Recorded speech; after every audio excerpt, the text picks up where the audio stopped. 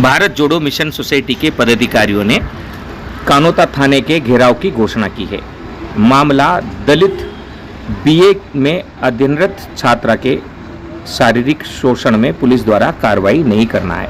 मामले में यह जानकारी भी आई है कि भारत जोड़ो मिशन सोसाइटी के प्रदेश संयोजक महिला उत्पीड़न उन्मूलन समिति के राजेंद्र चांदोलिया तथा अन्य लोगों ने अब कमर कस ली है इस आंदोलन के लिए। देखो, दलित समाज वैसे भी बहुत दबा कुचला है। मजदूर की बेटी दलित सेकेंड ईयर में पढ़ रही है। अपनी पढ़ाई जारी रखने के लिए उसने सोचा अलग से मैं काम करती हूँ। वो काम करने के लिए पहुंचती है एक शोरूम में। वहां शोरूम का मालिक मात्र 22 दिन के अंदर ही उसे अपना शिकार बना लेता है। उसके बाद पीड़ित परिवार रिपोर्ट दर्ज करने के लिए भटकता है। रिपोर्ट बड़ी मुश्किल से दर्ज की जाती है। उस रिपोर्ट के बाद में मेडिकल कराया जाता है और जज साहब के सामने बयान भी किए जाते हैं। सब में पुष्टि होती है दुष्कर्म की। उसके बावजूद कोई कार्रवाई नहीं। उसके बाद पीड़ित परिवार मुख्यमंत्री के पास पहुंचता है, कमिश्नर के पास पहुंचता है। उसके बाद भी कोई सुनवाई नहीं। लगभग 1 महीने हो गए हैं और दलित समाज की ये बच्ची अब मानसिक कुंठा में जी रही है। और ऊपर से जो अपराधी लोग हैं वे अलग अलग नंबरों से फोन करके कभी 5 लाख की ऑफर करते हैं, कभी 10 लाख का ऑफर करते हैं। निश्चित ही अगर ये नहीं लेंगे तो इन्हें मार दिया जाएगा। ये भारत जोड़ो मिशन सोसाइटी के शरण में आए हैं और हम लड़ रहे हैं। दलित समाज पर अत्याचार बढ़ रहे हैं। मुख्यमंत्री दलितों के हितैषी हैं। वे दलितों को आगामी 2 अगस्त को पट्टे भी दे रहे हैं। लेकिन हो क्या रहा है कि मुख्यमंत्री को पता ही नहीं है कि उनकी पुलिस क्या कर रही है। मुख्यमंत्री को पुलिस की अलग टीम बनानी चाहिए और सीधे अपने हाथ में कानून व्यवस्था लेकर जांच करनी चाहिए, वरना ये लोग मुख्यमंत्री और बीजेपी सरकार के नाम पर बट्टा लगा रहे हैं। थानों में खुलेआम दलितों की जमीन को लूटा जा रहा है। अब आबरू पर भी बात आई है। भारत जोड़ो मिशन सोसाइटी रुकेगा नहीं। हम 7 दिन का अल्टीमेटम देते हैं। 7 दिन में अपराधियों को नहीं पकड़ा तो हम थाने का घेराव करेंगे।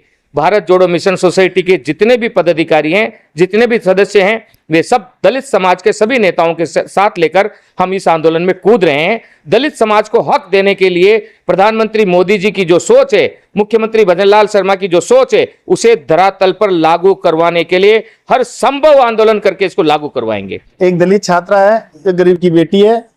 वो अपनी शिक्षा जारी करने के लिए नौकरी करती है। नौकरी करते हुए दलित छात्रा के साथ बलात्कार की पुष्टि होना, पुष्टि के बाद सरकार ने कोई कानून कार्रवाई नहीं करना। 1 माह पहले रिपोर्ट दर्ज हो चुकी है, उसने थाने में कोई कार्रवाई नहीं हुई।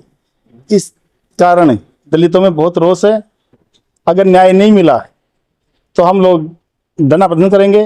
जरूरत पड़ेगी तो थाने में घेराव करेंगे। मैं राजेंद्र प्रसाद चांदोलिया, प्रदेश संयोजक भारत जोड़ो मिशन सोसाइटी। जय हिंद। कहाँ का मामला है? ये कानोता थाने का है। 22/8 को रिपोर्ट दर्ज हुई थी। आज तक मुजरिम की गिरफ्तारी नहीं हो पाई है। इन्होंने काफी प्रयास कर लिया, डीसीपी के पास पूछ गए, मुख्यमंत्री को ज्ञापन दे चुका, अभी तक कोई कानून कार्रवाई नहीं हो पाई।